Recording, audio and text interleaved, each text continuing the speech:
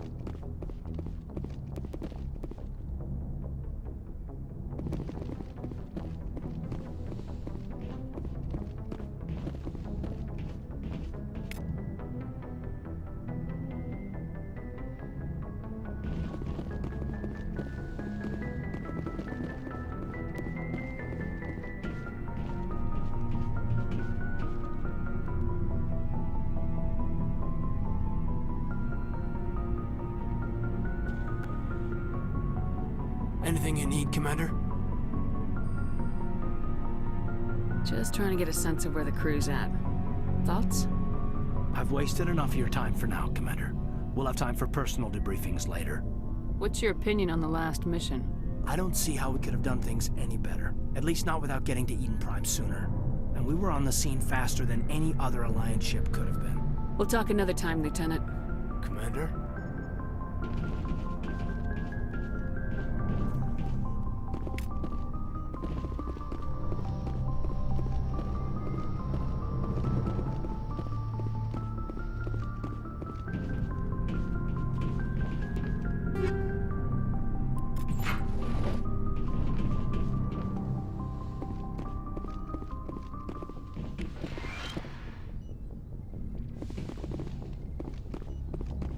Yes, Commander? Is there something you need? I should go. Goodbye, Commander.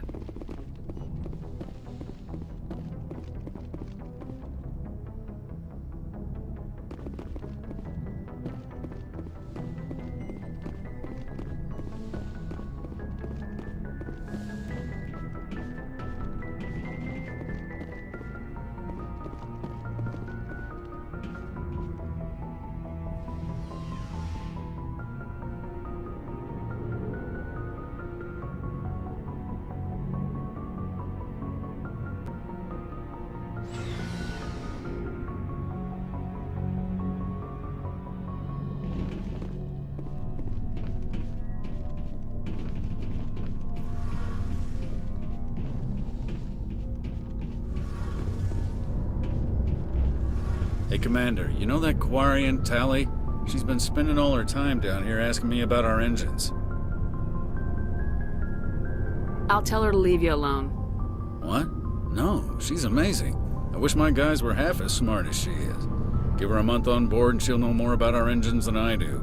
She's got a real knack for technology, that one. I can see why you wanted her to come along. I figured she'd be a real asset to the team. You got an eye for Tali, Commander, but I'm guessing that's not why you came down here. I want to know more about the Normandy. She's the best ship I've ever served on, probably the fastest vessel ever designed, and she's the only one using the new Tantalus drive core. What's so special about the Tantalus drive core? Proportionally, it's about twice the size of any other vessel.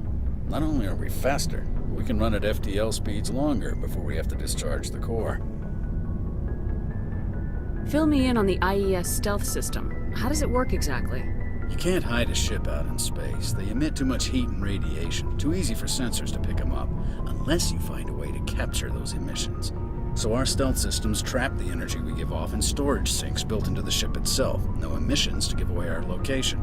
Eventually the sinks have to be vented. More than a few hours silent running and they overheat. Cook us inside our own hull. There's no way for anyone to detect us? A visual scan can still pick us up. Anyone looking out a window can see us plain as day. But you have to be pretty close to get an actual visual out in space. Most vessels rely on scanners. As long as the stealth systems are engaged, they can't see us. Not unless we accelerate to FTL speeds.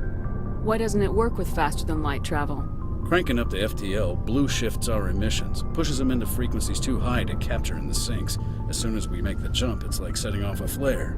Sensors can pick up our location whenever we enter or exit FTL flight, but for short-range missions, our stealth systems are amazing, and we've got the only one. Where else have you served, Adams? If you name a class of Alliance ship, I've probably served on it. Everything from dreadnoughts and carriers right down to frigates like the Normandy. My last assignment was on the Tokyo, only a cruiser, but she was a good ship. Couldn't hold a candle to the Normandy, though. Carry on, Adams. Aye, aye, Commander. Your ship's amazing, Shepard. I've never seen a drive core like this before. I can't believe you were able to fit it into a ship this small. I'm starting to understand why you humans have been so successful. I had no idea Alliance vessels were so advanced. I don't like the idea of aliens studying the architecture of Alliance ships. We're on the same side here. My people have more reason to hate the Geth than anyone, remember? But you can't blame me for being a little excited. I never dreamed I'd get a chance to travel on a ship as advanced as the Normandy. I had no idea you found ship technology so interesting. It comes with being a Quarian. The migrant fleet is the key to the survival of my people. Ships are our most valuable resource. But we don't have anything like this. We make do with cast-offs and second-hand equipment. We just try to keep them running for as long as we can. Some of the fleet's larger vessels date all the way back to our original flight from the Geth. I can't believe your fleet's still using ships that are 3 centuries old. They're constantly being repaired, modified, and refitted. They aren't pretty, but they work, mostly. We've tried to make ourselves as independent as possible on the flotilla, grow our own food, mine, and process our own fuel. But some things we just can't make on our own. A patch to maintain the hull integrity requires raw materials we just don't have. That's why our pilgrimages are so important. I want to know more about the pilgrimage. When my people reach maturity, we leave our birth ships and seek acceptance with a new crew.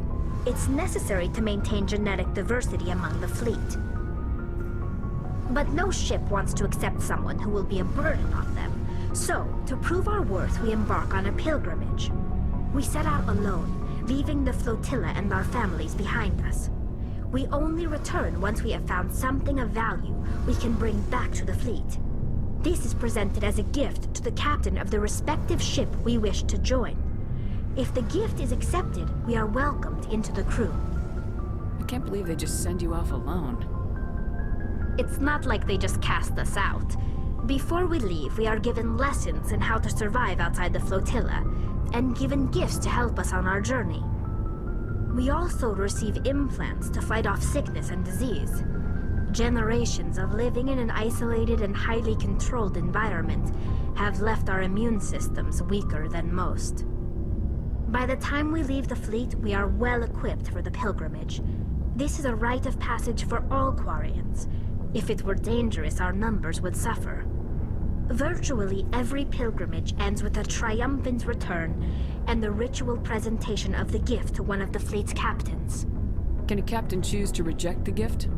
That doesn't happen often. Most captains are eager to increase the size of their crew. It increases their own standing in our society. Even when a gift is not particularly valuable, the captain usually accepts it out of a sense of tradition. However, there is a stigma to presenting a substandard gift. It's not the best way to make a good impression on a new community. Most pilgrims don't return until they find something worthwhile. I want to talk about something else. Like what? Tell me about your people. Our lives aren't easy. Resources are scarce, and we are constantly on the move. Everything we do must in some way contribute to the continuation of the migrant fleet. There are 17 million Quarians in the flotilla, and each of us relies on the others for survival. The bonds among my people are strong.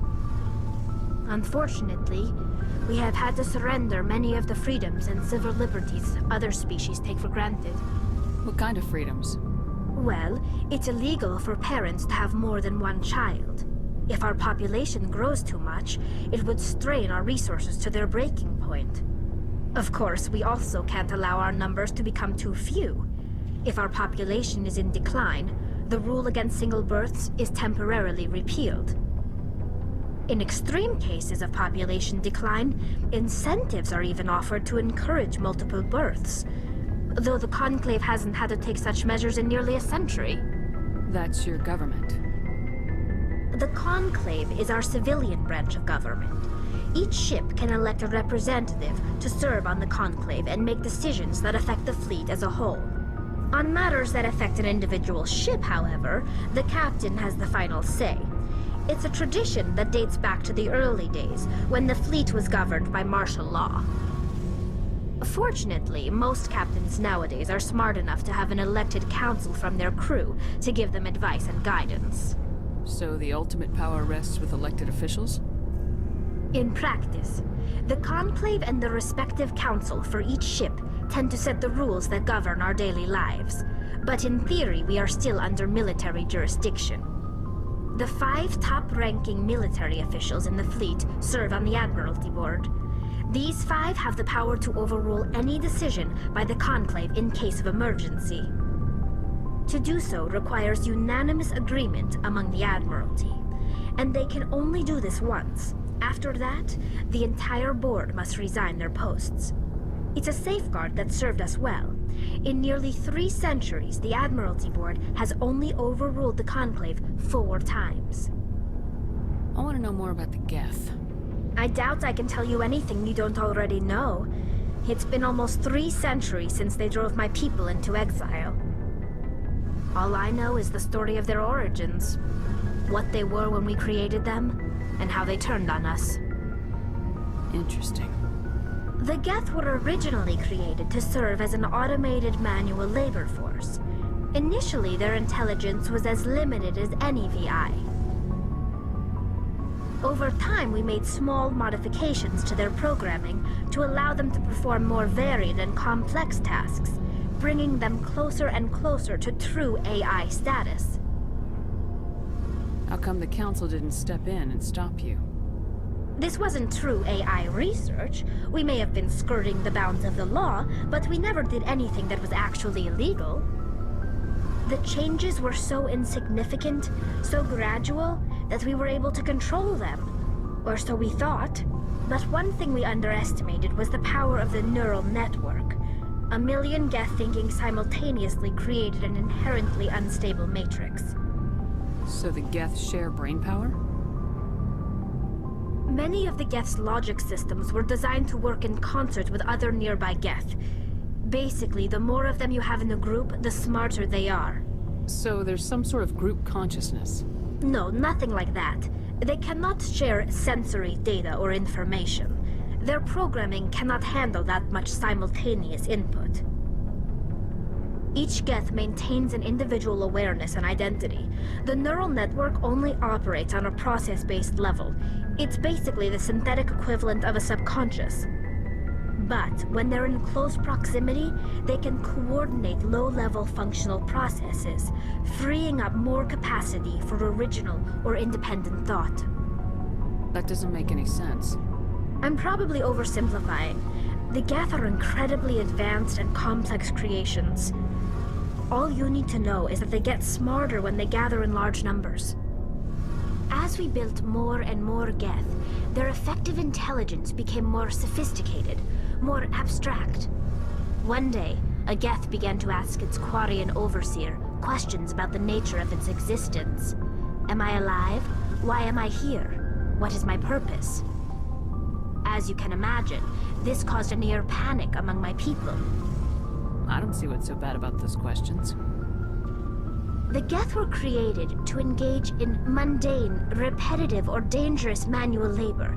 That's fine for machines, but it won't satisfy a sentient being for long. The Geth were showing signs of rudimentary self-awareness and independent thought. If the Geth were intelligent, then we were essentially using them as slaves.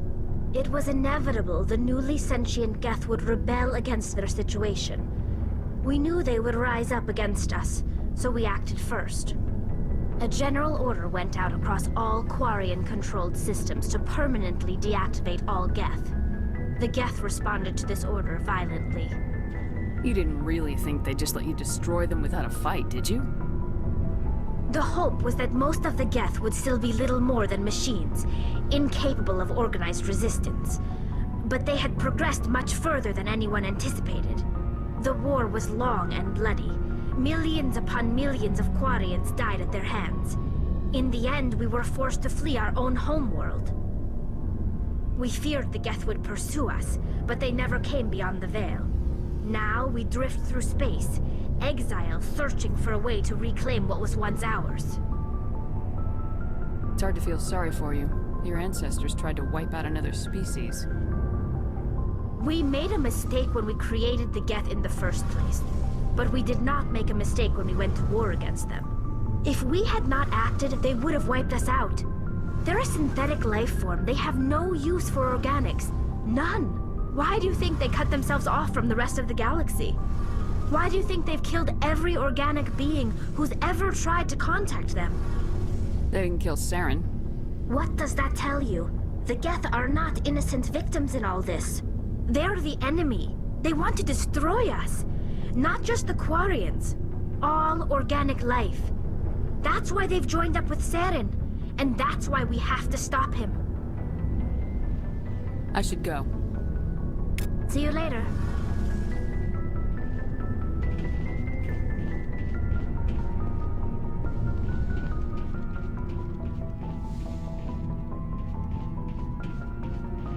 Looking for supplies?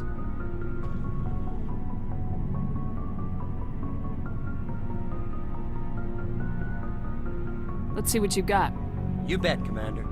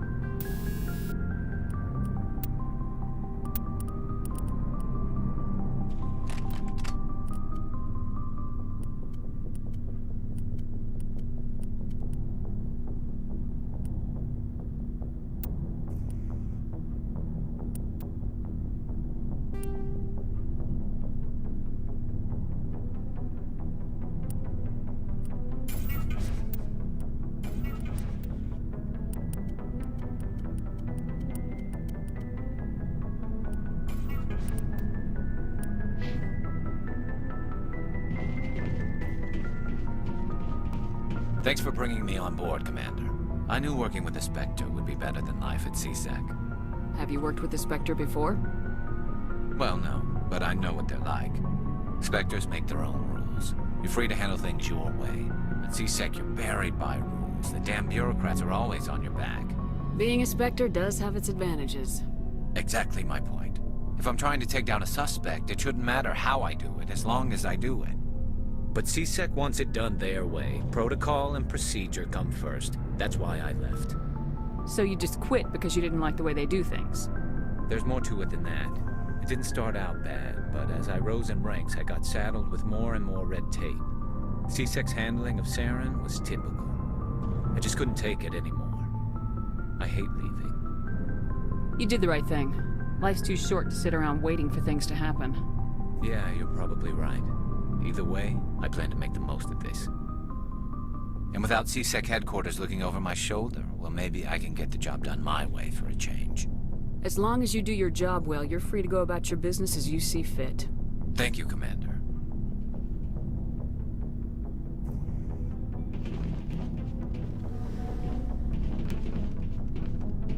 Commander, good to see you. Commander? What's your opinion of the last mission? Kinda wish you'd got there sooner, Commander. No offense, I appreciate the rescue. I just wish... They died, you lived. That happens in this job. Yes, Commander. Believe me, I understand that. If I had been more alert, we wouldn't have been cut down by an ambush. We never trained to fight synthetics. The Geth haven't gone beyond the Veil in 3 centuries. Our training's supposed to make us able to adapt. I'll make sure it doesn't happen again. Do you have a few minutes to talk? One-on-one? I'm sorry, Commander. I need to get my duties squared away. I wouldn't mind talking more later, though. Dismissed, Chief. Ma'am?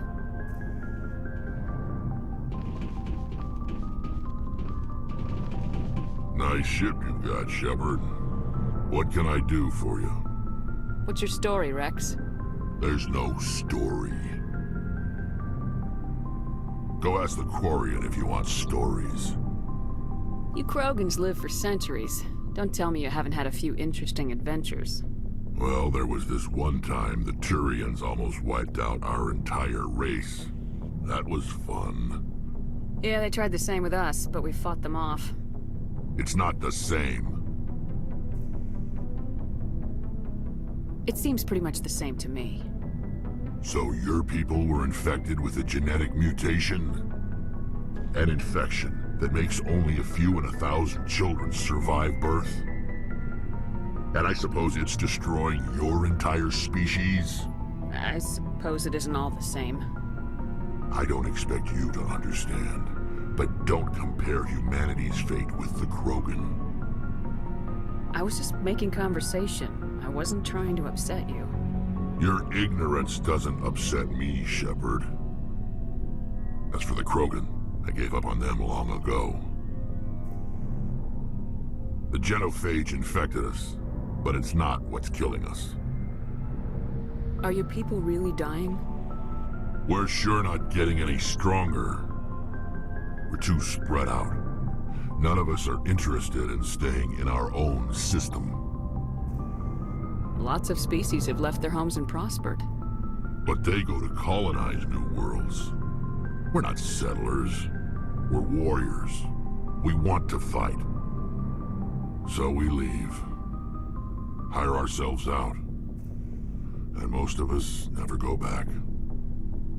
What can you tell me about the genophage? Ask the Solarians if you want details. They made it. All I know, it makes breeding nearly impossible. Thousands die in stillbirth, and most never get that far. Every Krogan is infected, every one, and no one's rushing to find a cure. Why don't the Krogan try to find a cure? When was the last time you saw a Krogan scientist? You ask a Krogan, would he rather find a cure for the genophage or fight for credits? He'll choose fighting every time. It's just who we are, Shepard. I can't change that. Nobody can. So long, Wrex. Shepard.